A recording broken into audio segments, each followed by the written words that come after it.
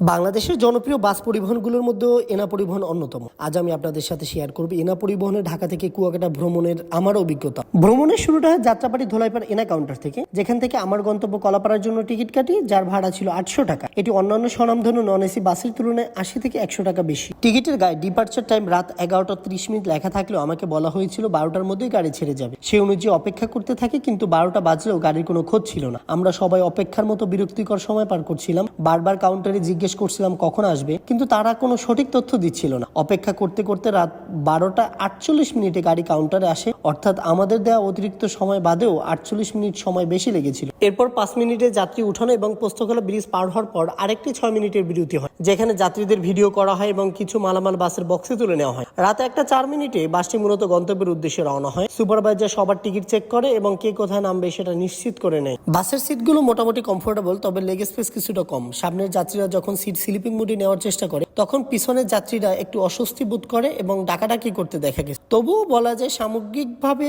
সিটগুলো বেশ ভালো এবং কমফোর্টেবল। ওয়ান অ্যান্ড অ্যাভারেজ বাসের গতিসীমা ছিল 75 থেকে 85 কিলোমিটার পার ঘন্টা। ওভারটেকিং এর সময় মাঝে মাঝে অনেক বেশি ধাক্কা অনুভূত হয়েছে। ড্রাইভারের দক্ষতার দিক চিন্তা করলে আমি রেটিং দিব 7/10। পটুয়াখালী পর্যন্ত সুপারভাইজার যাত্রী নামানোর ক্ষেত্রে সতর্ক থাকলেও এরপর থেকে বিভিন্ন স্থানে যাত্রী নামানোর ক্ষেত্রে তিনি সচেতন ছিলেন না। সুপারভাইজার ঘুমিয়ে পড়ার কারণে আমিও কলাপাড়া বাস স্ট্যান্ডে নামার কথা থাকলেও হঠাৎ করে ঘুম থেকে উঠে দেখি কলাপাড়া বাস স্ট্যান্ড ক্রস করে যাচ্ছি।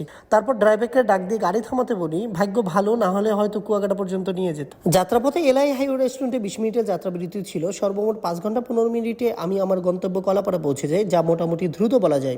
স্বল্প সময়ে গন্তব্যে পৌঁছানো ও সিটগুলো মোটামুটি আরামদায়ক হলে অন্যান্য বাসের তুলনায় ভাড়া কিছুটা বেশি। বাস কাউন্টারে পৌঁছানোর ক্ষেত্রে সময়ের উদাসীনতা এবং সুপারভাইজারের দায়িত্বশীলতার একটু অভাব ফিল করেছি। এটাই ছিল এনা পরিবহনে আমার ঢাকা থেকে কুয়াকাটা ভ্রমণের অভিজ্ঞতা।